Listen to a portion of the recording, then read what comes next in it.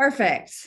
All right. Well, thank you all again for having me. I'm just going to close my little bubble here and going to keep moving on to these slides. And I won't need to go a lot into detail about me because Philip did a great introduction, but I did want to highlight a few things about my background. I am not from Florida, which Philip has currently stated, but I also do not come from an agricultural background. And so I started learning more about agriculture when I went back to school. And so I grew up in a very suburban area and did not have a lot of access to ag. And so it's really informed how I teach and how I research and think about how I communicate and how we gather different diverse perspectives and how we develop our field. So just kind of a highlight there. And so it kind of plays into how my research line is unfolding.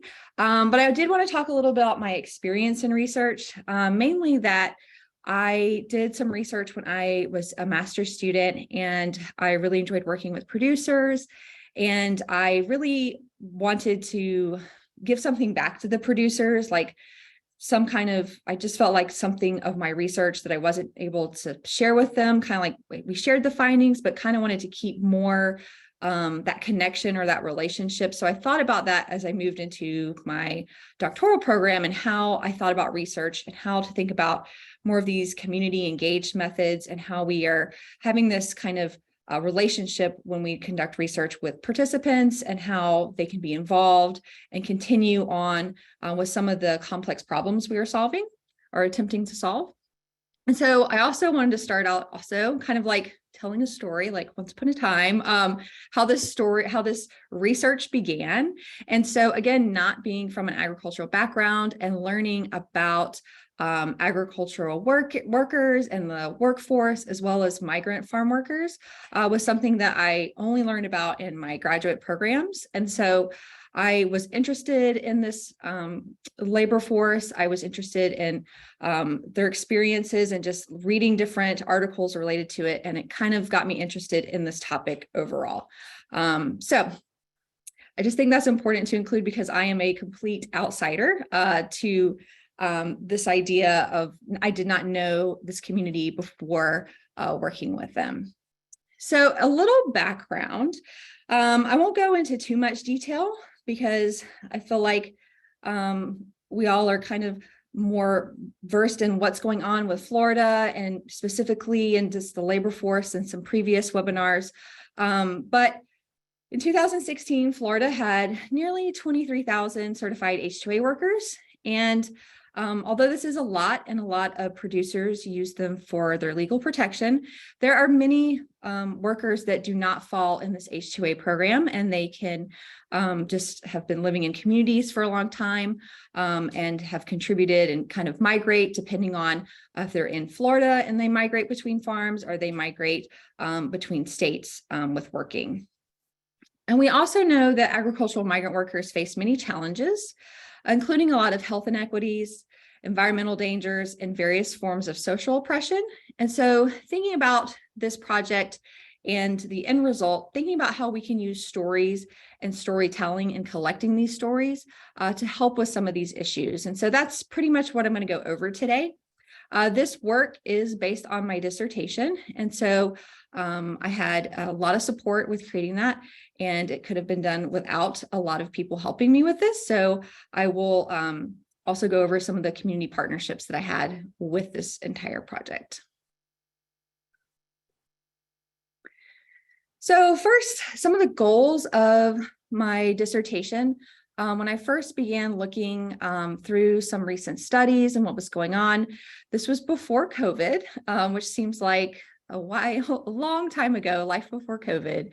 But there was a limited number of studies accounting for the firsthand experience of farm workers. A lot of studies that fall in this labor force look at a lot of medical and safety issues and solutions.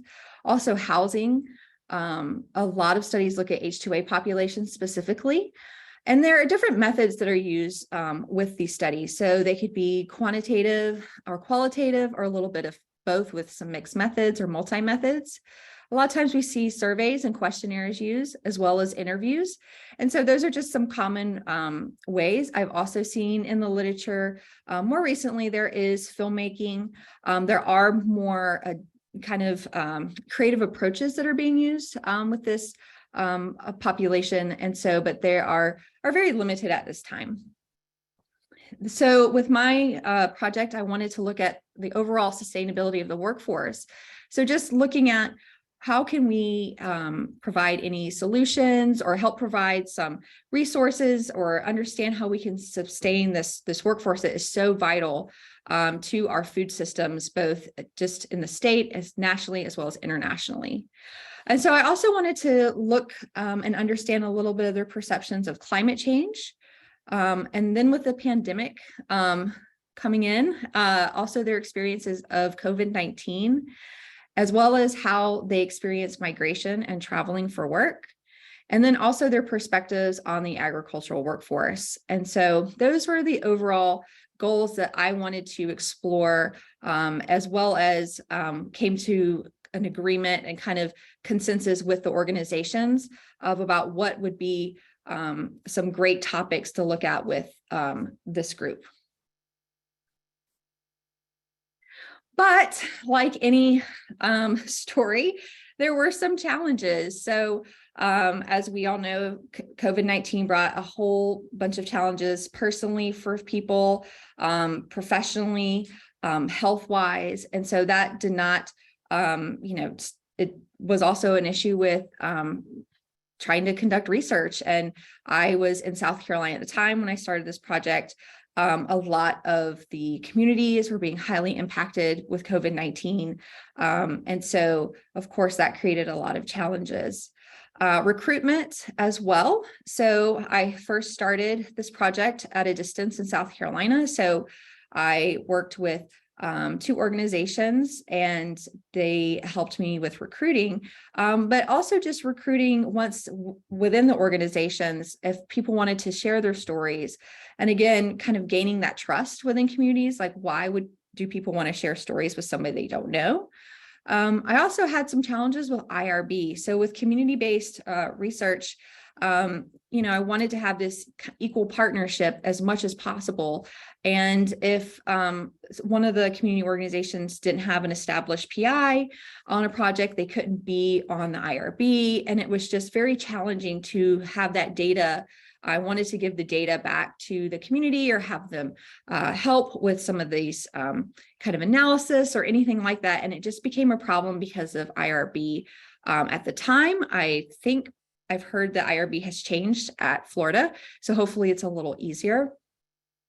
And again, because it was COVID-19 and just in general, these community organizations help a lot of people with all different parts of their lives.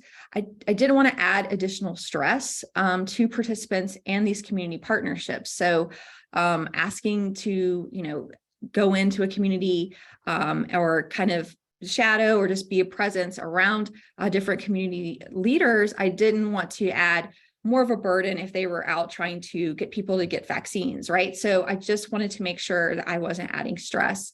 And it was a very stressful time, especially in the early parts of the pandemic. I mean, resources, they were so busy trying to just meet the needs of the community, which were very much needed. I also had a language barrier. So I do not speak Spanish or any Creole or any native, languages that the workers would have been speaking. And so this was an issue that I felt, how was I going to do this? And so again, it kind of goes back to these community partnerships. And this project would have not been possible without the Farm Worker Association of Florida and Redlands Christian Migrant Organization. They were instrumental in their support with translation, with encouragement, they have such a great relationship with their communities, and what they do is just amazing. And so they were super supportive and welcomed me in their community, inviting me to community events. And so I cannot speak highly enough of the kind of the heroes. One of the heroes of the story is these organizations. So, and I, again, couldn't have done this project without them and their support. So with the study itself, I did have 10 participants. So this was a difficult to reach population, as well as trying to get people to share their stories. Some people, through my community liaisons, they didn't feel like they want to share their story, or they didn't have an interesting story to share. So again, I had limited time in the community. I was around in Florida for around 9 months. So really having a chance to immerse myself. And when I could go, I would go, but there was some limitations in how often I could visit. But my participants ended up being between 18 and 56 years old. I did have 7 identify as female and 3 as male. They had a range of working in U.S. agriculture, so anywhere between 2 years and 26 years. Some did work in agriculture before working in the U.S., although many of them had careers in their home countries that had nothing to do with agriculture. The participants worked in ferneries, and they also handpicked fruit. So some were living in communities more full-time. Some were migrating different states in different parts of Florida. And they were not a part of the H-2A program. So they were either naturalized citizens. I did have a dreamer, and then I had some folks that were working without documents. Again, I spent time in the communities when I could, because it was really important to be visible. One of my community liaisons told me to just being visible really helped with establishing trust and kind of saying that I'm here, if you want to talk, and just kind of establishing those relationships that were really important. And then these interviews took place over the phone and in person. So depending on what was best for the participants, really. And so they did range, because again, I started this project in South Carolina. So a few folks, I was talking to them over the phone. And then when I was back in Florida, if I had the opportunity, I would do them on site or in person. So why nonfiction portraits? And so these are why this method necessarily. And so I just wanted to point out, I am not a writer. I do not claim that I am an author, or in that, that's not my vein of arts, is more writing. I love visual arts and I appreciate it and I feel more comfortable there, but writing is definitely not something that I gravitate toward or feel creativity towards. And so I think that's really important as I preface these stories and my writing abilities, but also what we can do, even if we don't feel creatively inclined, or maybe feel like that this is something that a way people feel comfortable expressing themselves, just to kind of encourage folks that you do not have to be a writer or an established writer to create these portraits with your research. And I also wanted to highlight that this overall project was more of a process method. I didn't know going in that writing these stories was going to be the result. I thought I was going to get the interviews and kind of analyze them, how I've traditionally analyzed things, and get the results and write it up. And so that was just not the case. And so it's really important when working with communities, especially in this method or these participatory based approaches, where sometimes we can't go in and say what exactly the result's going to be necessarily. We can have shared goals of the overall project, but really putting something on a participant that they're going to do something in a certain way isn't the way it works, right? It has to be something that is what the participants want to do and how they want their stories being shared. And so this was kind of that result.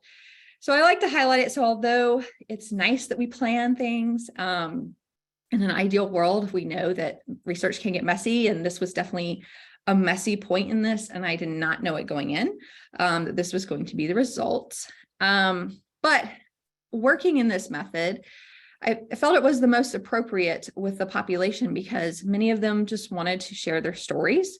That was the most important part, is they just wanted people to know things. And so really amplifying their stories in a way that weren't cut or reduced, so that people could really understand who are the people that make up this workforce.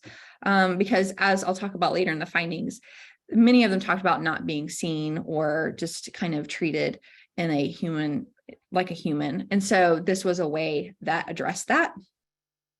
Also, this nonfiction style, so these portraits, are available to the public, and they're easily shared. They're written in a non-academic way. And so hopefully that will mean that they're more accessible. And then for me, I felt like it was ethically the right thing to do.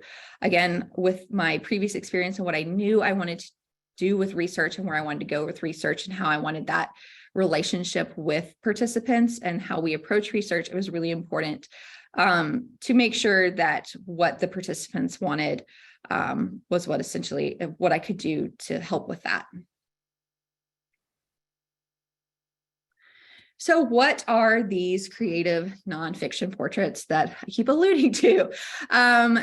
They are written in a way that highlights contextual descriptions. And so this could mean describing the place or describing bits of information. So if a participant talked about the H-2A program, I went in and provided facts about the H-2A program. So if somebody outside of this industry was not familiar with it, there would be some kind of citations there of explaining what exactly that is to create some context. So you could read these stories and not know anything about Florida, anything about the workforce, or anything like that.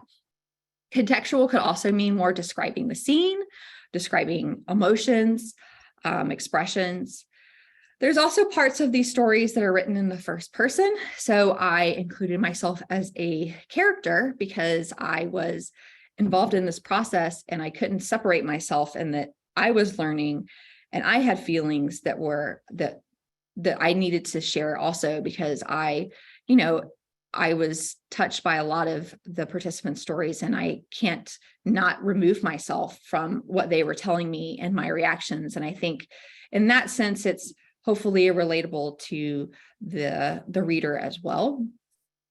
And then also using the words of the participants were really important. So there are definitely lots of direct quotes throughout, but also some things were a little paraphrased if just for conciseness if necessary, but most of the time it's going to be their direct words. So here is a QR code if you're interested in looking at the website where the stories are housed.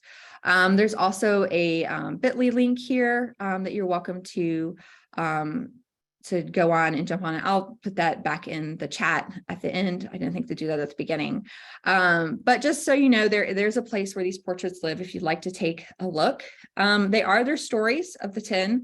They do have summaries before you can click into more depth. Again, they incorporate the expressions and emotions that both myself and I saw with the participants. And then again, I incorporated myself, but also not to make this about me, but I could not separate that I was there. And so really in a way that I'm more of in the background, and it's not a story about me and my experience with the participants. It's more highlighting their experiences. And again, I incorporated those facts for context were really important to make this accessible. So I'll continue to have the QR code here for a couple slides, but I just want to kind of show you all what this looks like on the website and what these look like. So this is Madai's portrait, and her interview took place over the phone. She had two. She was a dreamer, and education for her was a way out of agriculture for her and her family. And so it was really important for her throughout her conversation that this kept coming up for her, like how important it was for her to go to college, and some of the challenges she had with that. But she did talk a lot about some experience she had to racism in her school and seeking help. And so with her story, I do have an audio clip that she consented to have shared. And so you can hear her in her voice. But also her story is a little different crafted. I started out with something I thought was really spoke a lot to her, is she wanted to share a Bible verse that if people didn't know her, that would be something they could understand her a little better. So although that this did not happen in the beginning of the interview, this is where, as kind of using that creative nonfiction approach, kind of restructuring based on a story and, kind of an introduction to somebody is how this one began. And then I have another one here highlighted. Again, you can look at it on the website if you want to see more detail, but this was an on-site interview. And so this was Danielle, and he was working to help support his children that were still in Mexico. He had not been home for 4 years, and we were interviewing him while he was working, and it was interrupted by the person, a property owner or a resident, kind of inquiring what was going on. And so it was a very uncomfortable situation for myself and for him as well, because he receded to the background. And it was, again, one of these power dynamics, and how he was sharing his story and then was kind of silenced in that way, in that environment. And so with his nonfiction portrait, I did start out more setting a scene with the context and what I observed, and kind of what I was feeling and what I was seeing visually. I just remember there were lots of gnats at the time, and it was hot. And then this whole kind of scene that was unplaying as we were collecting his story. So a little bit different how this one began. Okay, so what did these stories reveal about health and safety overall? And so, not surprisingly, COVID-19 being one of the topics I wanted to explore was something that was very prevalent, with some challenges that they had with, just generally getting sick, trying to work, not knowing where to get resources, the unknown. But they also talked about snake bites, especially in the ferneries. Also brought up skin cancer, how that was a concern, but not a lot of resources or education culturally about this topic. Mental health also came up, related to the anxieties caused by COVID-19, the big unknown, what was happening, how to balance taking care of family. And also they had some mental health stresses related to traumatic incidents in their communities. So these were more racist incidents that they were working through, and how to deal with that with their mental health that created a lot of anxiety. And this is similar to a lot of literature that's out there, especially migrant farm worker mothers, and mental stress was a problem that we saw during COVID-19. And then there was also this idea of lack of information during COVID-19, because there was a language barrier. So things weren't being released in the proper language at the time when they needed it. And then just not having the information in a timely fashion. The organizations that they worked with were on lockdown. So usually where, they would receive information, they weren't able to, right? Because everybody was kind of in this paralyzed state. There was also this lack of childcare options. So many, I'd say the majority were mothers in this group. And so they were charged with, how to take care of their family. And so this became an issue when daycares closed down because of lockdown. How do they work? How do they, pay the rent? How do they pay for gas when they have to somehow balance taking care of their children? And so they'd not receive any of the CARES funding because of some documentation status. And so they didn't even have any buffer there to help with that during that time. Some of the other topics that were explored were this traveling and migration. So again, some lived in a single community for many years, and some were traveling. They did not state that climate change was a reason that they were traveling for migration, but they did talk about how they felt racially targeted in traveling. So by their license plates, by how they looked, by the time of year, they just felt like they were being pulled over, and they were just trying to get to workplaces, and they weren't trying to cause trouble, but they felt like they were being pulled over. And there's a lot of anxiety with traveling overall, especially if they didn't have driver's license, which many of them did not. Within the U.S. labor force, they talked about very frequently, especially the ones working with hand-picked fruit, how H-2A workers were taking their work overall. And so they just felt like because they had families that they were just not wanted to have people deal with kind of some of those life events that happen if your child gets sick. They'd rather just have an H-2A person that doesn't have to worry about family.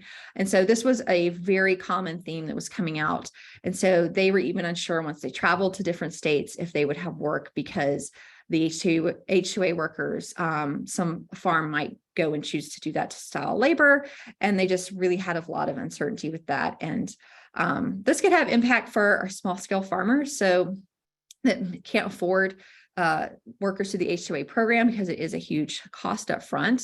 It does allow some protections for the farmers, which is understandable, but losing out on this workforce could, impact these small scale farmers that don't have the finances to hire through the H2A program. And then climate change again was something I wanted to explore, and this wasn't really a primary concern. They did talk about a reduction in quality and quantity of crops, but mainly how it related to how they made money. Not so much that they were seeing kind of this definite impacts of the, places they worked. And this could be because climate change is gradual. So even that some were working for up to 26 years, there was slow kind of impacts, but maybe not so much that were very outright. So what works about these portraits in the sense is that they are stories that are there. And then these stories can now be analyzed through theory. And so I did, once these stories were written, analyze them through different theories and writings. And when looked at through a different lens, especially with this racism that seemed to come out in all their stories, looking through a lens with theory, things that emerged where they felt like they were being treated less than human. So again, didn't really outrightly ask them about any incidences that they were experiencing, but they were very strong throughout. So they talked about like just not being seen as a human or treated as a human in their community, or when they were crossing, just how they just felt like they just weren't even recognized in that sense. And then they also talked about surviving versus just living. So they had elements in their stories, how they just had to survive. It wasn't living in the sense comfortably. It was, especially during COVID, it was just a day-to-day survival because they know they needed to pay bills and there was a huge risk in getting sick, but they just had to do what they had to do to survive. They did experience a lot of racism. And so this could come down to language. If they were seen in public speaking Spanish, some decided to speak English, so they wouldn't be targeted. Skin color, they felt like because of how they looked, they were pulled over by the police. They also felt like they were treated in their communities by their dirty appearance. If they were just going to the store, that they were treated differently and judged in that way. They talked a lot about this idea of being essential but dispensable. So again, treated as objects during the pandemic. So treated as essential, but did not, or called essential, but not treated in a way that differed, right? So they felt like, although they had this essential title, they had no more protections. That just kind of was a word to many of them. Some were proud of this word, but then had no they had nothing to show for it in the sense of what they received being called essential. And then they talked a lot about threatening their family unit. So again, these were families. And so they felt like they could have their children taken away if they got pulled over, if they didn't have driver's license, if they weren't caring for their children properly, they could be taken away from them. And they also talked about themselves being deported and their children being left here. So this idea that, the really strong bond and a lot of their motivation came from their family. They did feel a lot of threats to their family unit within their communities and just trying to go to work. But with all of these things that they experienced racially and these challenges, they had a lot of experiences that how they overcame a lot of these challenges and, in a sense, oppressions. And so they talked a lot about love. So their love for their families was huge. Again, that was the motivation for many of them working or working to get in other fields, was this idea that they love their children, they love their parents, they loved family that they can't see anymore because they can't go back to their home countries. They also talked about seeking educational opportunities. So they wanted to do better. They wanted to learn more. They wanted to get out of agriculture. I had two that were going to college to get out of agriculture and provide better for their families. They had a lot of pride in the work they do. They felt that picking, whether it's fruit and vegetables, that they were help feeding this country, and they felt like they contributed a lot to communities, and they were really proud of that work. They also talked about the importance of faith. So going to church, their belief in God, their faith in God, how they got through tough times. And that was really important to looking past some of these challenges and not focusing on these challenges in their lives, but focusing on the good. They did talk a lot about freedom in their work. So working outside, they felt like it provided a lot of freedom, as well as the freedom to sometimes take their children to work when they were too young to go to, or didn't have the resources to go to childcare. They just found that this was a way that they could provide for their families that provided that freedom. And then language as a resistance here. So language, they decided I had a participant that she wanted to learn English. She wanted to learn English as a way to be more marketable in jobs. I had participants that didn't want to learn English because they had children to help them learn. And they were just kind of like, I don't need to learn that. And that was up to them, whether they had to confine to a certain way of communicating. And then also, language was also selected for their portraits. I had one participant, I asked, do you want this shared in, English? Is that something that is okay with you? And she wanted it that way because she wanted it to go to people that might not know her story or in her community. And so that was her way of using language as a way to empower her in her story. So what this all means, looking at these the stories and then analyze that there was a lot of structural institutional racism. So I touched a little bit briefly, but a lot to do with traveling, the challenges with not having a driver's license and the anxiety that it caused, and just how to get to work. And some of those barriers, not having access to programs during COVID-19. And then also higher education, how challenging it could be if, they did not have a driver's license of sorts here or a birth certificate, how challenging it could be to actually pursue higher education, and just how that kind of limits what they can do.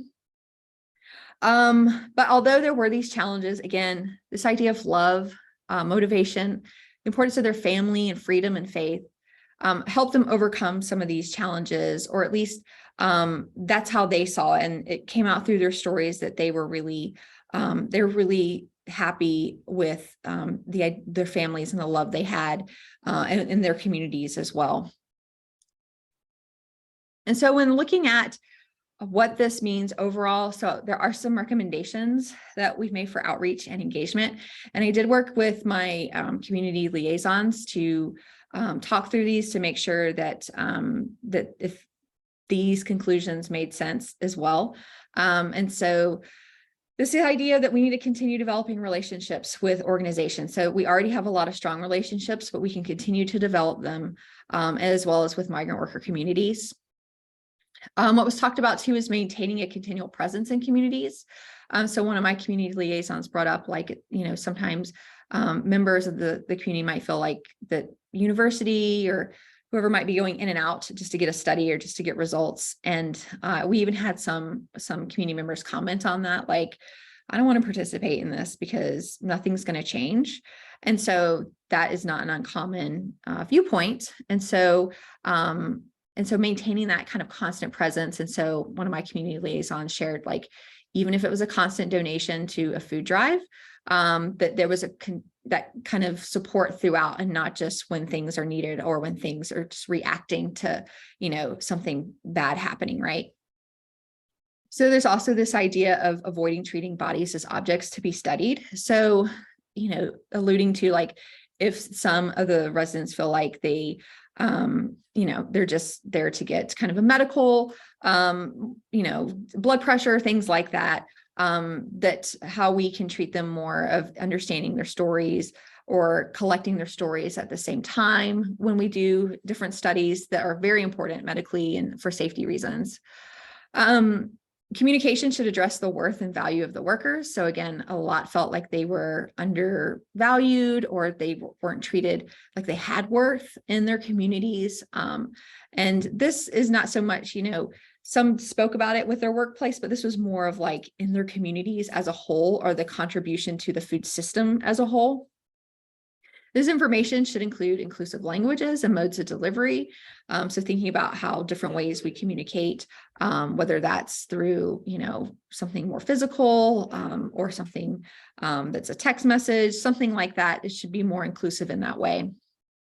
And then when thinking about programming, thinking about it should focus something related central to families, right? Because the families were the core of these workers. And so when thinking about how to do any outreach, thinking about what can be more family friendly, what can appeal to just bringing the whole family, and to also address some issues within, agriculture or just safety in general. And also meet families where they are. A lot were very nervous about driving. Driver's license were a huge concern. So they don't feel like they have to risk themselves going to these events far away, that they don't have to worry about that and they're more inclined to come.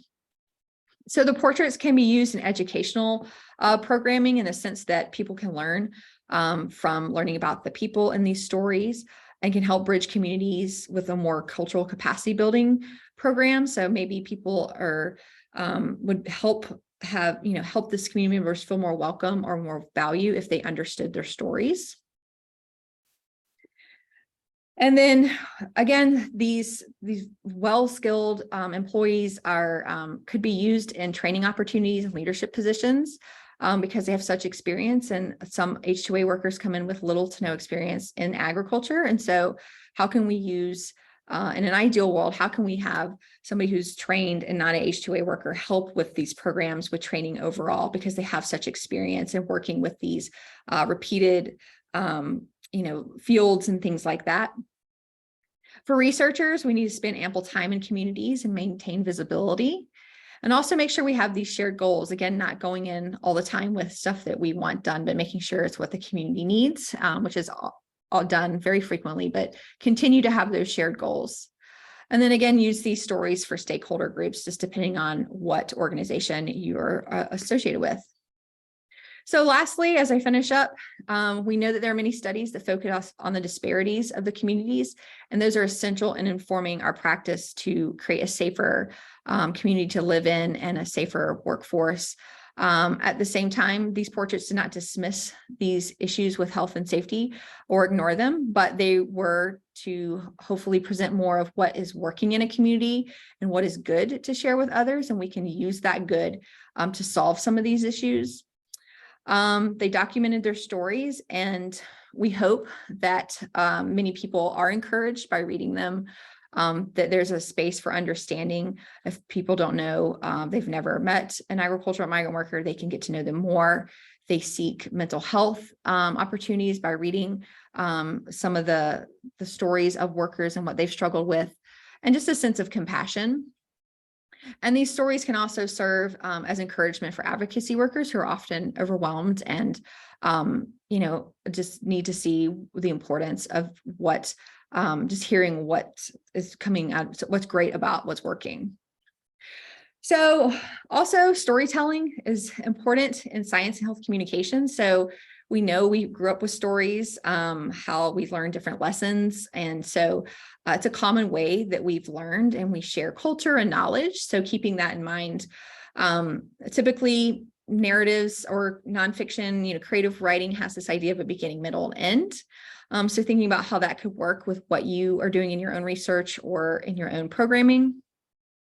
Stories can help people, can change how people see the world and how they recall different science-related information. And then we also know in health communication that it helps the audiences identify with characters and can lead to health behavior changes, attitudes, and beliefs. So there are power in stories.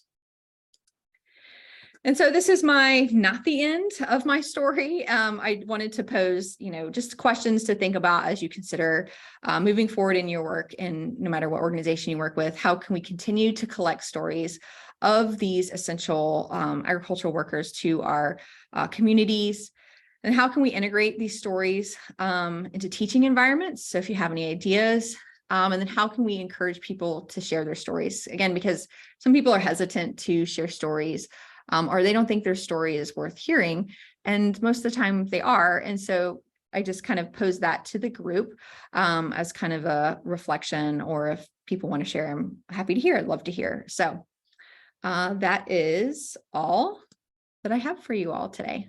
So thank you. Well, Dr. Stone, thank you so much for your presentation. It was incredible and yeah, just very touching, as well as just enlightening as well. So at this time, I just want to open it up for questions. You can use the Q&A, you can use the chat. We're monitoring both, and looks like we do have one question already that has come in. I'll just go ahead and read it because it's in the Q&A. So thank you for a great presentation. I am in Idaho and really interested in conducting a storytelling project with farm workers. And one of the biggest obstacles I have encountered is finding an appropriate funding mechanism. Does anyone have any suggestions? I love how you pose that to the group, because I also, it's really hard to get funding, right, for some projects that aren't seen as maybe getting some like piloting or tangible results at the moment. And I know I struggled with getting funding because I didn't know what medium they would want to tell their stories. And so I didn't know if we needed a technology or something, thinking more like, do they need cameras to tell stories in a way that's more visual? And so I'm interested to see what the group says about this, if they're coming through. Oh, yeah. So if there's any suggestions, and then I will share that link. I'll do that right now, Veronica, of the presentation. Or the portraits. Yeah, there was a question about where you could view those portraits. So thank you so much, Whitney, for sharing those. Let's see. And Maria says, just want to say thank you for giving visibility to the most vulnerable. So thank you, Maria. Yes, thank you. No, she was extremely instrumental in making this happen. So, all right. So do I put the answer live in? Maybe that's where I put it in. Oh, no, I don't want to do that. Do I put in the chat? You can put the link in the chat. Yeah. And then just make sure you have it for, well, yeah, I think right now it might just be, I'll put it in for everyone. Okay. So she's used students who want to do oral history projects for a class or thesis for a collection at a university or college to do interviews with farm workers.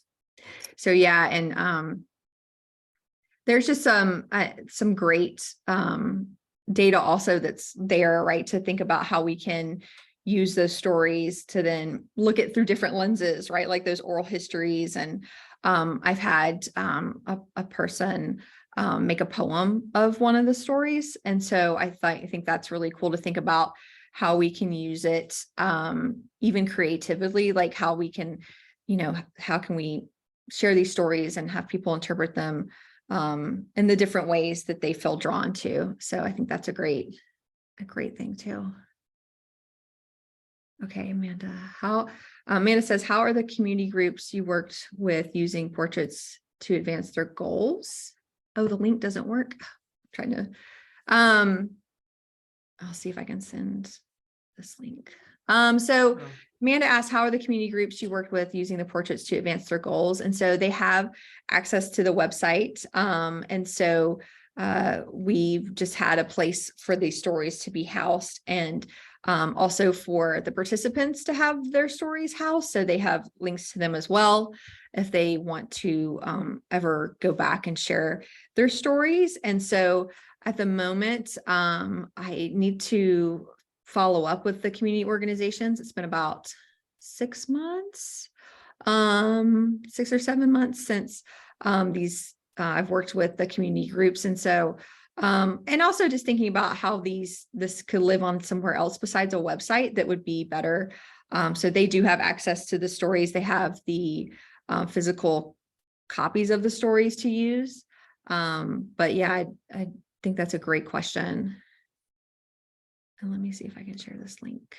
And I shared a link from the site that I had visited. So I don't know if that works for folks. It's a little bit different than the one you shared. Perfect. Let me make sure. Second link works. And yeah, and Whitney, I can include whatever official link you want me to use in the follow-up email as well. Perfect.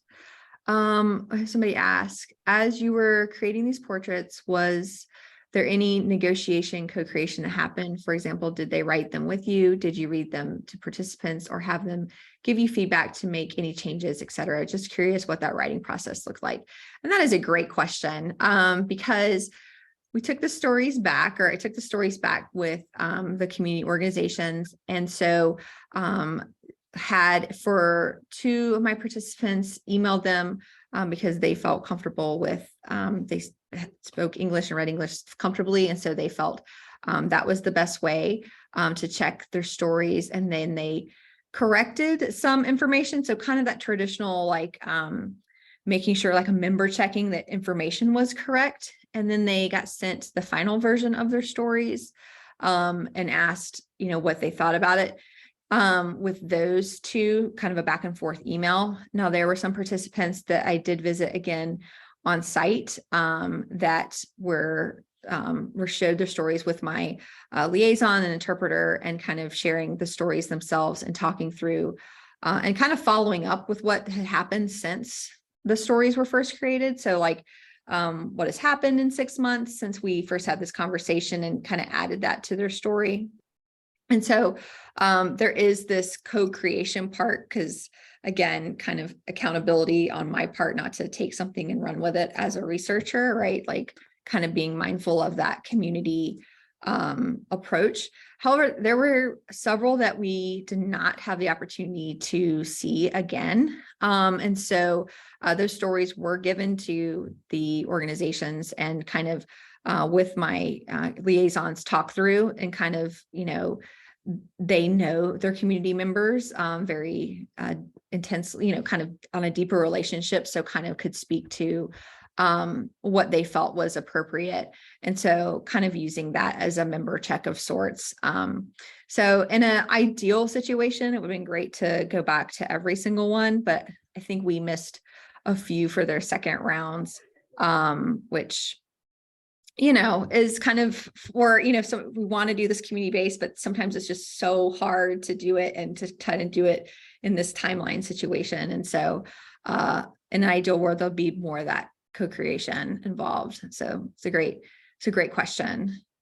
Oh, thanks. Did participants have any feedback about the H2A program? So yeah, so they were not like,